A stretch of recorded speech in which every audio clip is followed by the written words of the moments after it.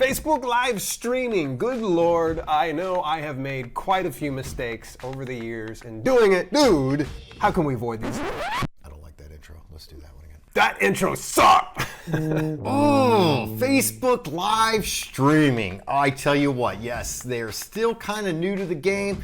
I've streamed on Facebook Live, Dale streamed on Facebook Live, a heck of a lot more.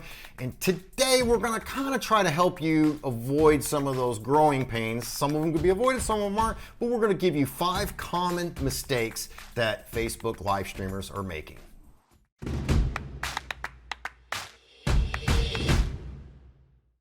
Hey, I'm Dale. And I'm Walt. And this is Live Streaming Tech. And of course, if you want to learn how to live stream online on various platforms like YouTube, Facebook, Twitch, Mixer, and beyond, then click that subscribe button and turn that bell notification on so you don't miss a single video. Okay, so the first common mistake, I've made this, you've made this, too high of a resolution and too high of frames per second. What do we mean by that? Okay, so here's the thing is you can have your resolution at various levels. So in most software, like our preferred software in OBS and Streamlabs OBS, they can handle upwards of 1080p at 60 frames per second.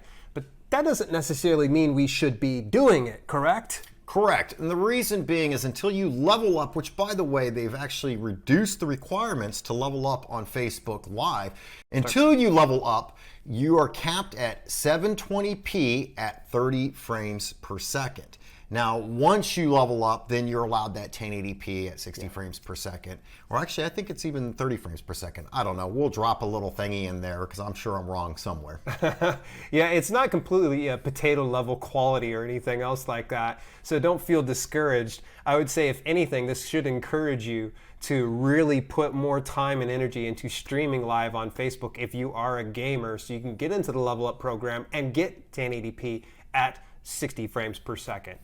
But just remember, for instance, I stream on Twitch, so I have totally different settings, and it's just not as easy, especially through Streamlabs OBS. You sit there and think, well, I'm just going to log out of Twitch and log into Facebook Live and bounce over there with the same settings. You're going to want to go in there and make sure you change and you drop that resolution down if you're not leveled up yet to that 720p instead of 1080p, so that way, you know, it doesn't look like trash or you get booted.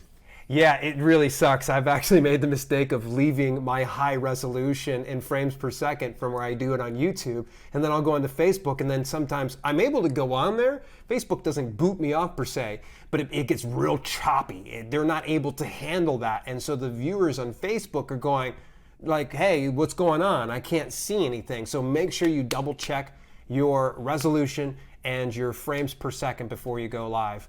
Number 2 here, this is a nightmare, and I can't even begin to explain it. Event scheduling. I know that you actually consulted a live streamer at one point or another when it came to event scheduling on Facebook. Tell them about this little story here. Okay, so the problem was initially when Facebook Live first came out, you had to schedule all your live streams. When I was consulting this live streamer, initially when you first were able to live stream on Facebook onto your business page, you pretty much had to schedule it. And the issue was that she was running into is that time frame. It literally gives you a small window of when you have to go live. So you can't go live too soon before you're scheduled and too far after you're scheduled. So there's a cutoff time. So for instance, if you don't meet that time, you're not live streaming through the scheduler. Now you can actually just go live, but I highly recommend using the scheduler, and that is due to this reason. Dale, go ahead and explain. I don't know the reason. Okay. Okay, so I guess I'm going to have to say the reason. So with event scheduling, you sit there and think, well, Walt, you just told us that there's that small window of opportunity to go live when you schedule that event. Here is the cool thing about it. So whether you have a business or what some people call a like page that you're going to be streaming to, because right now we can't stream to our own personal pages on Facebook.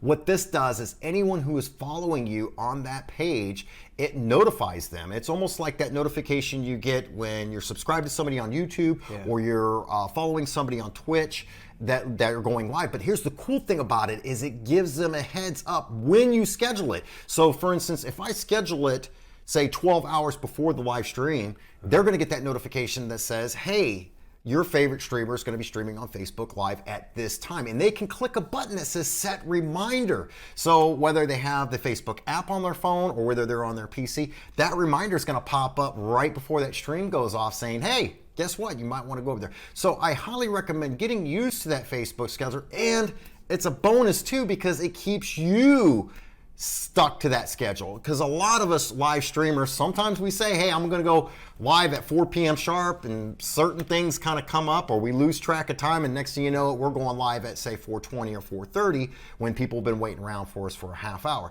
So what that does is it keeps you on a schedule, and it keeps your viewers on a schedule, and it reminds them of that. So let's go on to number 3. Number 3 is multi-streaming versus directly streaming to Facebook. Now, I'm not going to poo-poo all over multi-streaming. Actually, I've even enjoyed using the software for Restream.io. We'll leave a link down in the description below about Restream. But I actually lean hugely in favor of going directly to Facebook, because you're going to want to make sure that you're really engaging and you're talking with people that are showing up. Because if you just try to mass blast everything and you're not addressing people that are there, they're going to bounce. Facebook has an algorithm that really works on right away. So if you have people that are engaging right away, respond back to them and keep that dialogue going. And one of the worst things you can do is try to multi-stream, and you're looking at YouTube, and you're looking at Mixer, and you're looking over at Twitch, and you're looking at, all these other platforms. And by the time you come over to Facebook, oh, you notice that there was a comment, but that person's already bounced, and Facebook's not going to send additional people to watch your content if you're not getting engagement. There's no activity. Facebook's like, well, there's nothing to see here. We'll go ahead and serve it over to somebody else. So that brings, I'm just going to solidify that tip right there. Keep that engagement going. So just don't say, hello, how are you, so-and-so. Keep that engagement going in chat, because once again, as Dale said, Facebook kind of rewards us live streamers. The more they see going on in chat, the more likely they're going to start feeding it out to other people that don't know you, and you're going to end up with new viewers. Which leads us into point number 4, not paying attention to chat. So we kind of already talked a little bit about that one right there. I mean, so why is it important for us to engage with chat, dude? Well, once again, like I said, the viewer feels that they are now part of the community. They feel welcomed, they feel that you've acknowledged them, and they're more likely to stay and watch your stream, whether it be gaming or you're talking about current events, so on and so forth. So that's the thing. Keep an eye on that chat, and remember, there is going to be a slight delay, so the quicker you respond to that chat, the quicker that they're going to stick around, or the more likely they're going to stick around. Before we get to the last common mistake, and this one right here is going to be a doozy. In fact, actually, dude, let's throw in a bonus. Let's throw in a bonus. I know we said 5, but let's give them 6. Okay. All right, so at any rate, I wanted to share with you, Walt actually put out a book here recently. It's called The Live Streaming Kit, and it's actually how to live stream online for beginners and gamers. And this nice little guide here is for any of you that need to kind of get started and you don't know where to go. He tells you about all the tech that you need to get and where you need to go, what's the platforms you're going to want to choose. You can get that inside this book through either ebook, print book, and audiobook. Visit livestreamingtech.site/book to get your copy today. Make sure you give us a shout out if you happen to get that. We'll tag you over on Twitter if you do that. The number 5, and this is something that I learned as a game streamer, where Dale, you cover self-publishing and whatnot, talking about Amazon, all that good stuff, out of my wheelhouse, but I am a game streamer, and I'm gonna tell you that this goes for any niche that you're in, whether it be self-publishing, gamer, or whatnot, and that is appropriate titles. Now, what I mean by that is he's gonna say don't put curse words in your title. That's an obvious. My thing is try to make your title relevant to what you're going to be doing on that live stream, what game you're playing, so on and so forth, because you know what? Facebook, they have an algorithm as well. And not to mention, after you're done live streaming, this is going to be fed to Google and everything else. And you want that search engine optimization, or as we say, SEO. SEO. Yeah. So that's the thing is you say you only had say 10 to 20 viewers in your live stream. You don't know how many people are going to go back and watch it later on, and that is where good titling comes into that. Now, we're going to probably put out a whole other video where we start getting in the SEO, because here's the other thing too. This also works for your video on demands on Twitch.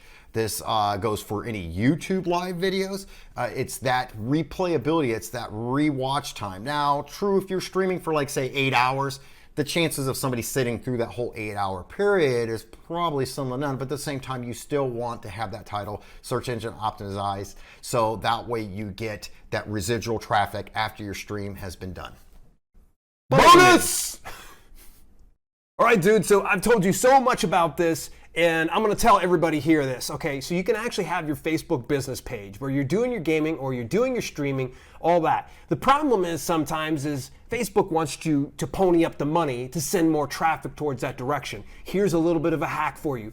Facebook groups. All right, there's a good reason why I clapped this out, because Facebook groups is a dead simple way to gather everybody that you know that's relevant in your niche, your audience, and get them into one spot. And here's the beauty of it. If you can get a lot of engagement and activity within that Facebook group, and you go live and you start streaming in there, people are going to be eating it up. And here's the nice thing is you don't have to pay for the traffic. Nope. So, and I'm gonna tell you this right now, get on top of Facebook groups yesterday, because Facebook's gonna eventually figure out, oh, we haven't monetized that yet? Well, we need to get on top of that. So make sure that you get in the Facebook group. A bonus to this bonus is moderate the group with your business page, because when you moderate the group with your business page, the nice thing is anytime you post things and somebody engages in that content, they're going to send a little bit of a signal to you. It's a notification that will say, so-and-so engaged with your post. Would you like to invite them to like your business page? Mm-hmm. So you'll invite them to like it. And it's really cool. You just hit invite and you can bring them on in here. So that is our biggest bonus. But if you haven't thought about streaming to Facebook or any of that, I know that Walt here actually put together Facebook Live Streamlabs OBS settings. He actually shows you all the nerd level stuff, so it just takes all the ambiguity out of it. Make sure you go take a look at it over there. Hey, we're gonna go see you.